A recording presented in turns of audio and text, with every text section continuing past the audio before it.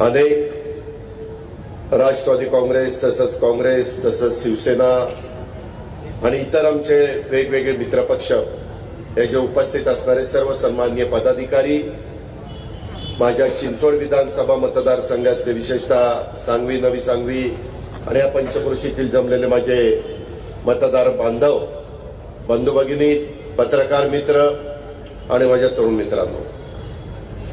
मित्रांनो, आज तसं बघितलं तर उद्या संध्याकाळी 6 वाजता जाहीर सभेचा प्रचार संपणार आहे. परंतु कसबा आणि चिंचवड विधानसभा मतदारसंघामध्ये रात्रीचा प्रचार आजच रात्री 10 वाजता संपतोय आणि त्याच्यामुळे आपण ही सभा घेतली. आज रॅलीच्या निमित्तानं आम्ही तुमच्या परिसरामध्ये आलो. कशामुळे निवडणूक लागली, काय झालं, ह्याच्याबद्दलची माहिती उद्धव ठाकरे साहेबांनी पण आपल्याला सगळ्यांना दिली. जयंतरावांनी विचार मांडले, प्रशांतनी मांडले, अतुलनी मांडले, नानांनी मांडले. नानाला यावेळेस उमेदवारी दिली, अनेकांनी उमेदवारी मागितली होती. परंतु जागा एकच असते, आपण सगळ्यांना समाधानी करू शकत नाही. आणि त्याच्यातून शेवटी पवार साहेबांनी, उद्धव ठाकरेंनी, जयंत पाटलांनी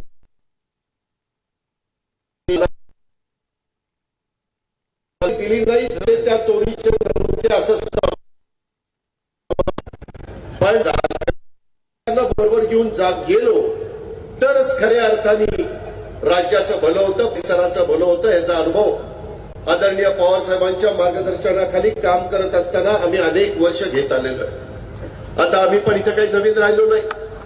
91 तुम्हीच मला या भागातनं खासदार केलं, त्यावेळेस हा भाग माझ्या खेड लोकसभा मतदारसंघाला जोडलेला होता. माझा भोसरीचा, पिंपरीचा, तिकडचा भाग हा माझ्या बारामती लोकसभा मतदारसंघाला जोडलेला होता. परंतु त्या काळापासून माझा आणि या शहराचं एक जवळचं नातं निर्माण झालं. हे कुणी पिंपरी चिंचवड नाकारू शकत नाही, विरोधक पण नाकारू शकत नाही, सत्ताधारी पण नाकारू शकत नाही.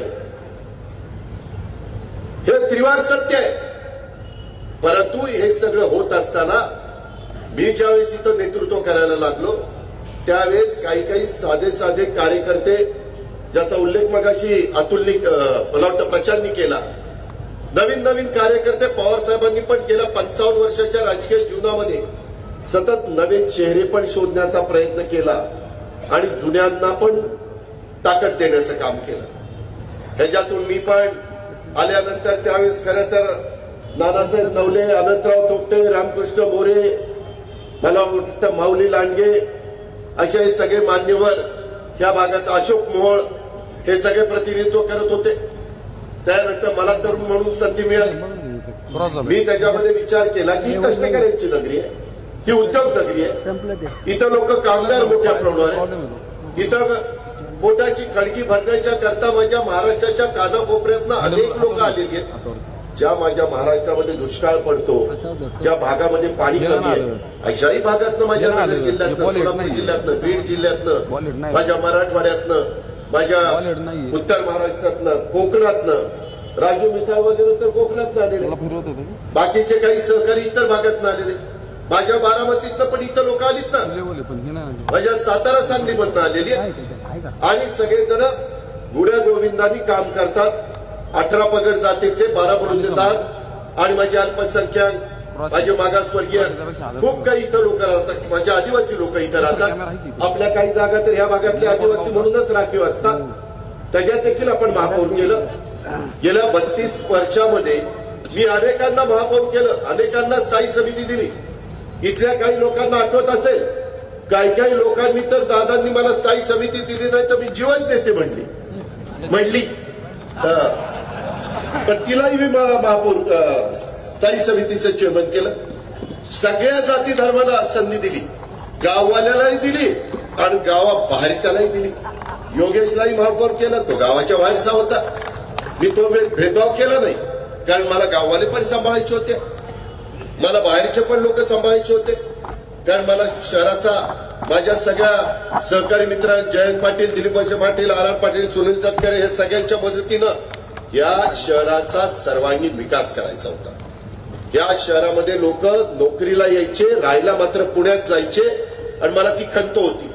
गाड्याच्या गाड्या सगळ्या पुण्याला राहायला जायच्या, कामाला मात्र बजाजला, कामाला मात्र टेल्कोला, कामाला मात्र फिरोदियामध्ये टेम्पोमध्ये असं चालायचं. मी विचार केला की ह्याचा जर आपण चेहरामोहरा बदलला तर पुण्याच्या तोडीस तोड शहर होईल. नुसतं बोललो नाही, करून दाखवलं. त्याच्या संदर्भामध्ये कुणी मायचा लाल इथं उठावं आणि त्यांना सांगावं की अजित पवार तुम्ही खोटं बोलतो, म्हणेल ते ऐकेल. जे आहे ते आहे.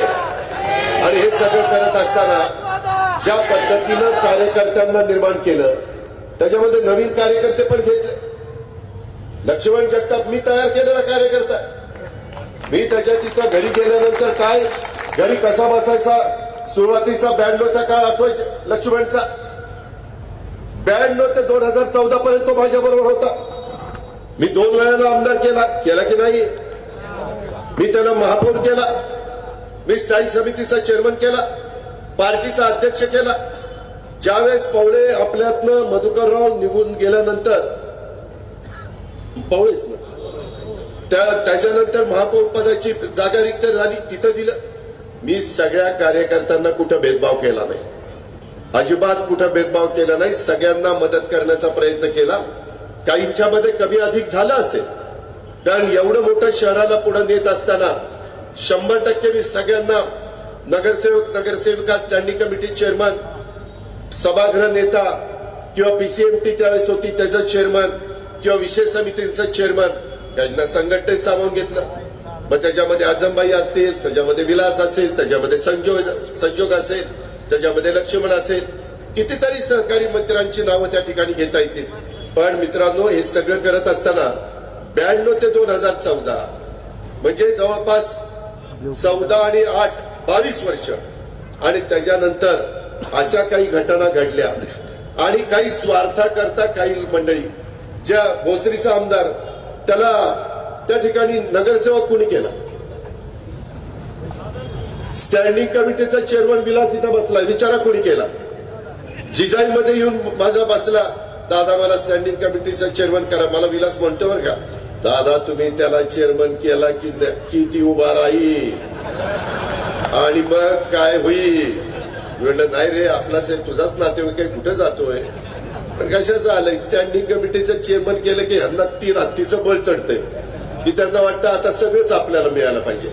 ठीक आहे मित्रांनो, या लोकांच्या हातात गेले 2017 ते 2022 सूत्र आली. भ्रष्टाचार किती बोकाळा, कोण यांच्यावर अंकुश ठेवलाय. 1992 ते 2017 कुणी याच्यातला पदाधिकारी चुकला तर मी त्याला जाब विचारू शकत होतो.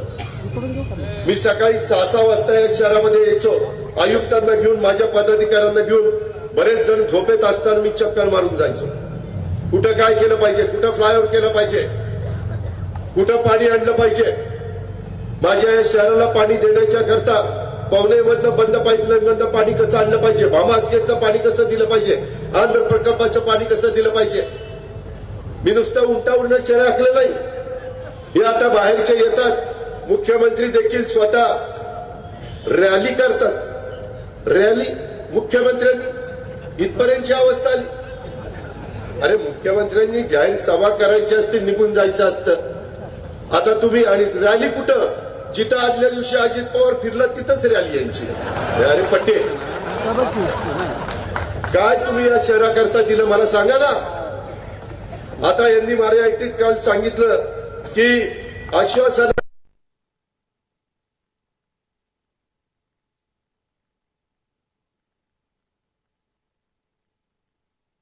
त्याच्यामध्ये अनधिकृत बांधकामाचा प्रश्न बरेच वर्ष प्रलंबित आहे. माझ्या झोपडपट्टीमध्ये राहत असलेला गोरगरिबांचा प्रश्न प्रलंबित आहे. एसआरएचा प्रश्न प्रलंबित आहे. आम्ही त्याच्यातून Jawaharlal Nehru national urban renewal mission मधनं पैसा आणला, साहेबांची मदत घेतली. मी राज्यात होतो, जयंत पाटील राज्यात होते. आम्ही सगळ्यांनी मिळून कसा निधी द्यायचा. मी अनेक वर्ष तुमचा पालकमंत्री होतो.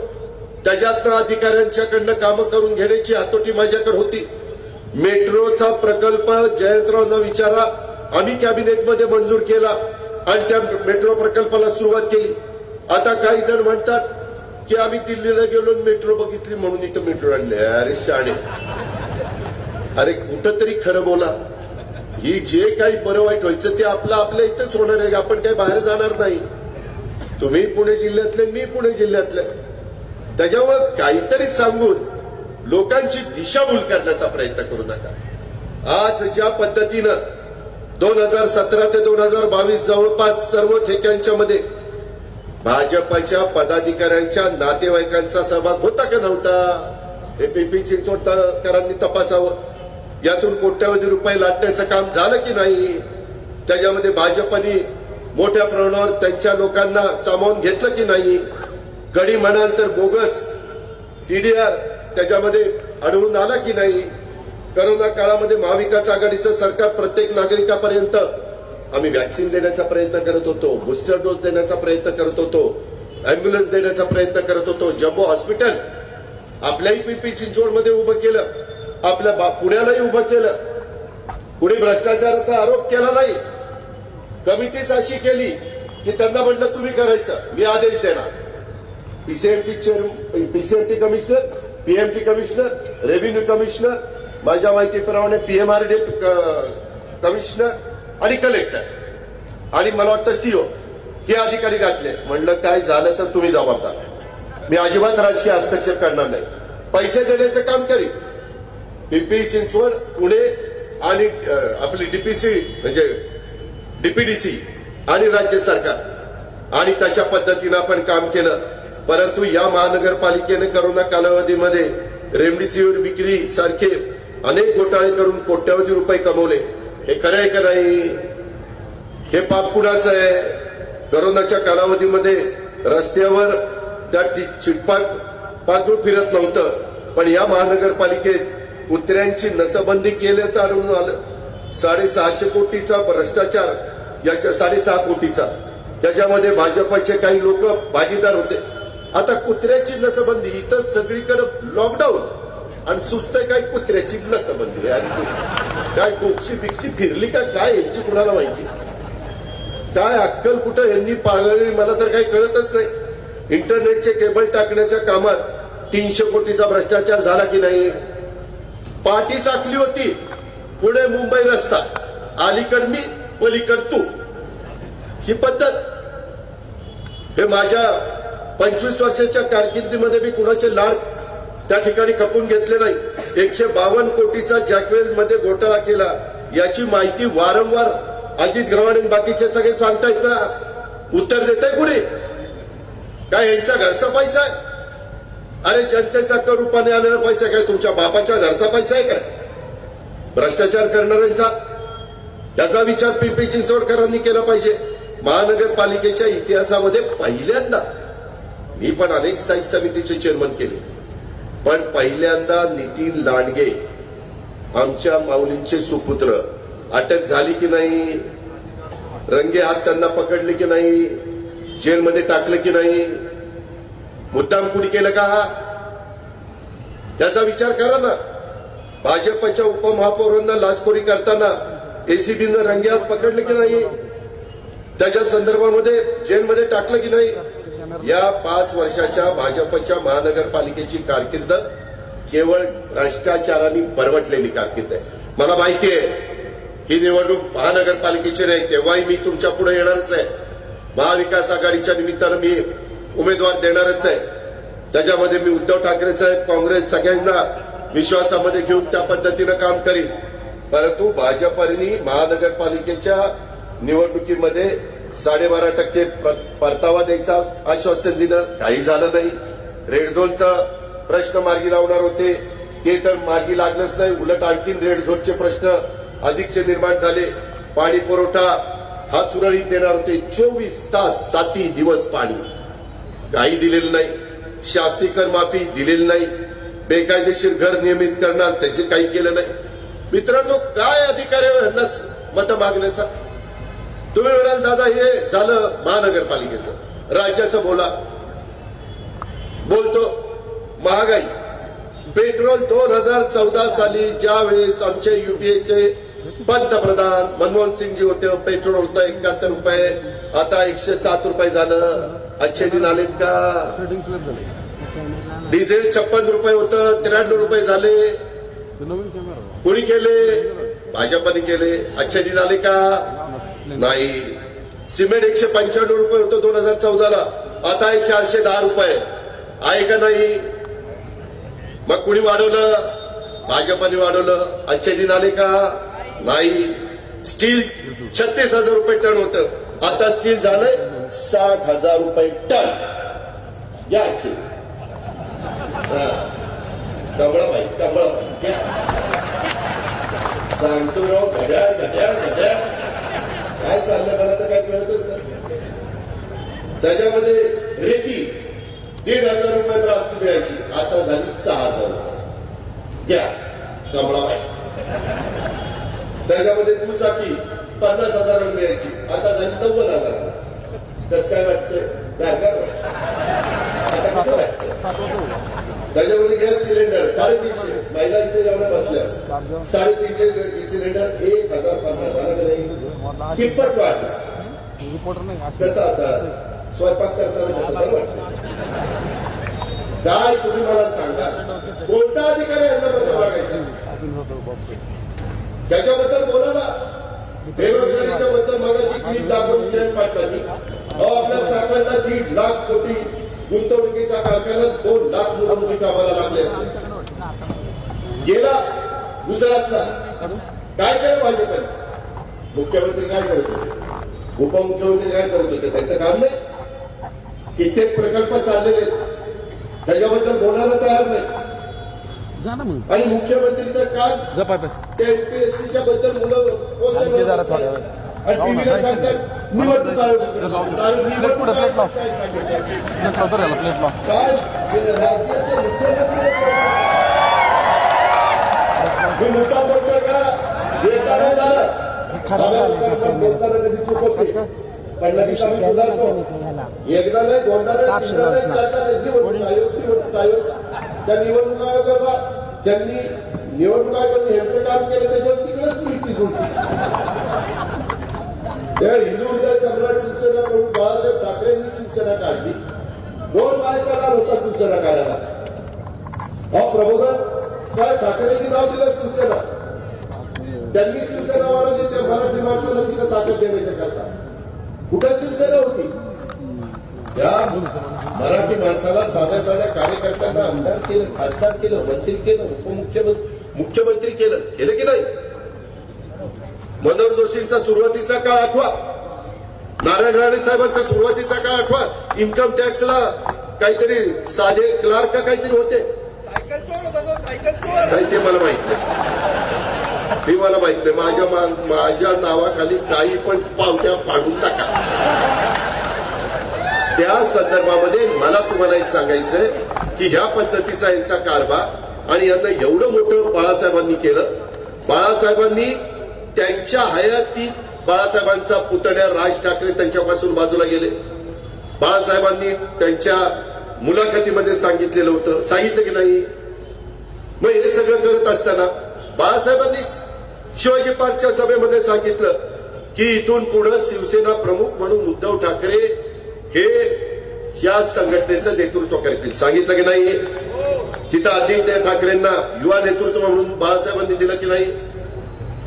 ते ज्यांच्या मुलाच्या वडिलांनी शिवसेना काढली, ज्या नातवाच्या आजोबांनी शिवसेना काढली, वाढवली, सर्वदूर पोहोचवली, त्यांचीच कडनं शिवसेना काढून घेतली, चिन्हही काढून घेतले. वारंवार न्याय. आणि काल सचिन भोसले शिवसेना प्रमुख, त्याला मारहाण केली. कुणी केली? जो मोकामधनं बाहेर सुटलाय त्यांनी केली. कुठं कायदा सुव्यवस्था केला? सरकारचं काम नाही पोलीस खातं हाताळायचं. कोयता गँग कुठं आली रे? कोयता गँग या सरकारच्याच काळात कशी काय कोयता गँग आली? या सरकारचा राजकीय हस्तक्षेप आहे आणि त्याच्यामुळे पोलिसांना काम करता येत नाही. आम्ही ज्यावेळेस पोलीस आमच्या हाताखाली काम करायचं, आम्ही सरकारमध्ये असताना आमचा राजकीय हस्तक्षेप नव्हता. मी सांगायचो माझा राष्ट्रवादीचा जरी कार्यकर्ता चुकला आणि कुणाशी सर्वसामान्य माणसाशी त्यांनी चूक केली तर त्याच्यावर कारवाई करा असा सांगणारा मी होतो. हे मात्र नाही, माझा आहे ठेव झाकून, माझा आहे माझा आहे. कुठं माझा आहे माझा आहे? कुठं झाकून कुठं ठेवतोस? लोकांचं वाटोळ करतो तेव्हा तुम्हाला दिसत नाही? हा कुठला कारभार? याचा हिसाब त्यांनी दिला पाहिजे. मी मगाशी सचिनला भेटून आलो, त्याच्या हाताला लागलं, त्याच्या थोडक्यात तो बचावला. अरे हा काय मोगला बिगलाय लागली काय? हा कुठला कारभार चालला? आज मला शिवसैनिकांना, विशेषतः शिवसेनेच्या मतदाराला सांगायचं, निवडणूक आयोगाने त्यांचा निकाल दिला, ठीक आहे. उद्याच्या 26 तारखेला कुठलं बटन दाबायचं ते तर तुमच्या हातात आहे ना. बाबासाहेब आंबेडकरांनी संविधानाच्या माध्यमातून आणि घटना कायद्याच्या माध्यमातून तुम्हाला दिलं ना. एकदा या निवडणूक आयोगाला पण दाखवून द्या. नंतर मला जयंतराव आजच सकाळी मला फोन आला नव्हता उद्धव ठाकरे साहेबांचा की अजित मला सभेला येता येत नाही, परंतु मी माझं छोटं भाषण पाठवतो. त्यांनी पाठवलं. त्यावेळेस ते म्हणले, जयंतराव तुम्ही, मी, काँग्रेसचे प्रमुख असं आपण विभागीय मेळावे घ्यायचे असं त्यांनी सांगितलं. सगळा महाराष्ट्र ढवळून काढू, परंतु जनतेला दाखवून देऊ. पक्ष म्हणजे काय? काँग्रेसमध्ये देखील अनेकदा चिन्हाचं वेगवेगळ्या समस्या झाल्या. बैलजोडीचे नंतर गाय वसूल झालं, गाय वसूलचं नंतर पंजा झालं, काहींचा चरखा झाला, सिंडिकेट झालं. परंतु नेता असल्यानंतर पक्ष कसाही, पवार साहेबांनी तुमच्या सगळ्यांच्या मदतीमुळे 99 साली शिवाजी पार्कच्या मैदानामध्ये स्थापन केलेला पक्ष सर्व दूरपर्यंत पोहोचवला नाही. तुम्ही त्याचे कार्यकर्ते होता, तुम्ही त्याचे मतदार होता त्या पक्षाचे, हे आपण बघितलं. त्याच्यावर ती काळजी करण्याचं काही कारण नाही. पण जे राजकारण चाललंय, जे फुटीचं राजकारण, स्थिरता राहत नाहीये, बहुमताची सरकार फोडण्याचं तोडण्याचं राजकारण, हे शाहू फुले आंबेडकरांच्या महाराष्ट्रात, युगपुरुष छत्रपती शिवाजी महाराजांच्या महाराष्ट्रात नाही चालणार. हे आपल्याला उद्याच्या 26 तारखेला सहानुभूतीनं प्रश्न सुटणार नाही. नाना काटे चांगलं काम करीन, मी विरोधी पक्ष नेता आहे, जयंत पाटील प्रांताध्यक्ष आहे, आम्ही सगळेजण त्या निमित्तानं आम्हाला पण इथलं बारीक सारीक कामं माहिती आहेत. त्याच्यावर त्याबद्दल तुम्ही काळजी करू नका. इथली कामं योग्य पद्धतीनं मार्गी लावण्याची धमक आणि ताकद आमच्यामध्ये आहे. हा शब्द मी आजच्या जाहीर सभेच्या निमित्तानं तुम्हाला देतो. पण कुठंही आपण कुठल्याही आता राहिलेल्या 2-3 दिवसात वेगवेगळ्या पद्धतीनं वेगवेगळे प्रकार चालतील. काय वाचाळवीर भाजपमध्ये येतो, काय त्या राज्यपालांच्या पासून तळागाळापर्यंत सगळे काही बोलतात, कुणाचेही अपमान करतात. उचलली जीभ लावली टाळायला काही पण आम्हालाही बोलता येतं, आम्हालाही जसं तसं उत्तर देता येतं. परंतु आम्ही काहीतरी तारतम्य बाळगतो. स्वर्गीय यशवंतराव चव्हाण साहेबांनी जो विचार सुसंस्कृतपणाचा आपल्याला दिलेला आहे, तो मराठी माणसाचा सुसंस्कृतपणा आपण जतन केला पाहिजे. आपण प्रत्येक जातीचा, प्रत्येक धर्माचा आदर केला पाहिजे. आज धर्माधर्मामध्ये, जातीमध्ये तेढ निर्माण करण्याचं काम चाललंय. कारण नसताना नवीन समस्या निर्माण केल्या जातात. का केल्या जातात? मतदारांनो, तुमचं लक्ष महागाईपासून बाजूला व्हावं, तुमचं लक्ष बेरोजगारीपासून बाजूला व्हावं. तुमचे हे जे काही प्रकार गेल्या 7-8 महिने या सरकारचे चाललेले, 8 महिन्यात काय किती दिवस आमचे एकनाथराव शिंदे सांगणार आहे, मी असं केलं, मी तसं केलं. अरे तुम्ही काय केलं? सुरतला गेला, तिथनं गुवाहाटीला गेला, तिथनं गोव्याला गेला, तिथनं मुंबईला आला. काय केलं? हा, काय झालं? काय डोंगर, काय झाली? हे असलं काय हटेल? हे असली बघायला गेली.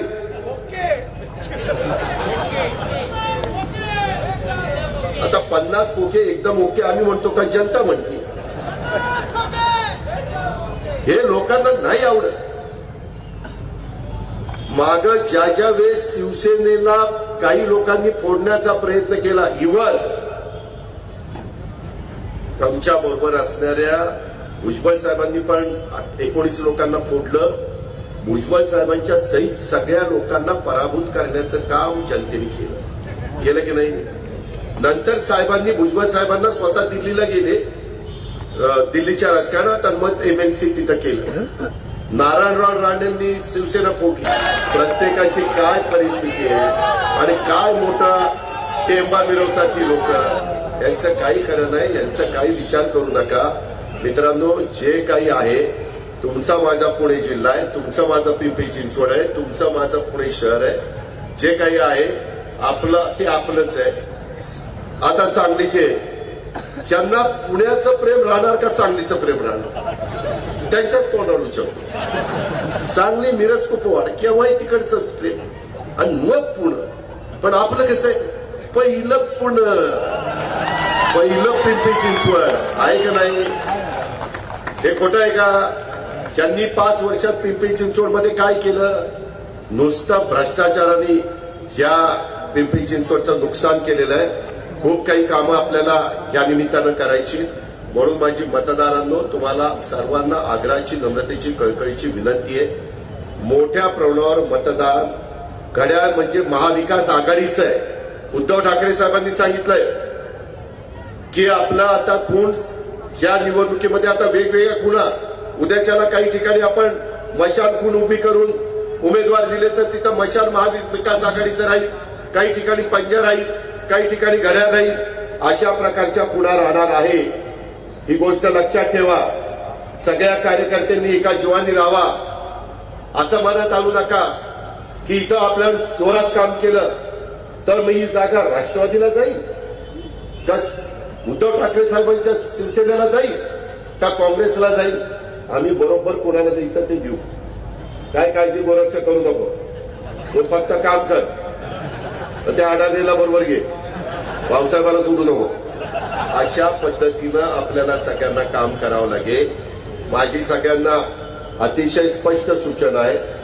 शेवटी आपल्याला नानाला, जसं परवा 5 विधान परिषदेच्या निवडणुकीमध्ये महाराष्ट्रातल्या जनतेनं, विशेषतः शिक्षकांनी, पदवीधर मतदारांनी, सुशिक्षित मतदारांनी कुणाला मतदान केलं? महाविकास आघाडीला. शिक्षकांनी कुणाला मतदान केलं? महाविकास आघाडीला. हे काही ना काही वेगवेगळ्या पद्धतीनं क्लुप्त्या काढतात. अजूनही तेच रडगाणं, आम्ही असं केलं, आम्ही बाळासाहेबांची शिवसेना चालवतोय, आम्ही अमकं करतोय, आम्ही तमकं करतोय. त्यांना महाराष्ट्रातली जनता मान्यता देणार नाही. त्याकरता चिंचवड आणि कसबा विधानसभा मतदारसंघात उद्याची संधी आहे की जे काही प्रकार झाले हे आपल्या कुणालाही आवडलेले नाही. ते मतपेटीद्वारे सिद्ध करण्याच्या करता उद्याच्याला तुमच्याकडे 2 मतपेट्या, 2 मशीन असतील. पहिल्या मशीन मध्ये 2 नंबरला नाना काटेचं नाव आहे. बाकी कुठेही मतदान करू नका. जर अपक्ष पक्षाकडे मतदान केलं तर ते मतदानाचा तसा अपक्ष एकटा काय करणार आहे? एकटा जीव सदाशिव. संघटनेला महत्व जे असतं ते एकट्याला नसतं. घरामध्ये पण कुणी एकटं असलं तर ते घर एकटं पडतं. परंतु त्या घरातले सगळेजण एका जीवाने असले तर आजूबाजूचे म्हणतात, नको राव, यांच्या नादी लागायला लय सगळी निबार आहेत असं सांगतात, एकी आहे म्हणतात. त्या पद्धतीनं मित्रांनो, जरी कुणाचे मित्र, कुणाचे भावकी, कुणाचं काय असेल तर त्याचा विचार करू नका. महाविकास आघाडीचा विचार करा आणि या निवडणुकीच्या निमित्तानं महाराष्ट्राला आणि देशाला दाखवून द्या कशाही पद्धतीनं तोडफोडीचं राजकारण, गद्दारीचं राजकारण, बेईमानीचं राजकारण असं जर केलं तर आम्हाला संधी मिळाल्याशिवाय, आम्ही बदला घेतल्याशिवाय राहत नाही. तो बदला घेण्याच्या करता माझ्या चिंचवडमध्ये घड्याळाच्या शेजारचं बटन दाबण्याचं काम आपण करा आणि तिथं जिथं कसब्यात ओळखी असतील तिथं पंजाच्या शेजारचं बटन दाबण्याचं काम कसब्यामध्ये करा आणि रवींद्र धंगेकरांना आणि नाना काटेला प्रचंड मताधिक्याने त्याने विजय करा ही आग्रहाची, नम्रतेची, कळकळीची विनंती करतो आणि आपल्या सगळ्यांची रजा घेतो. जय हिंद, जय महाराष्ट्र, जय महाविकास आघाडी.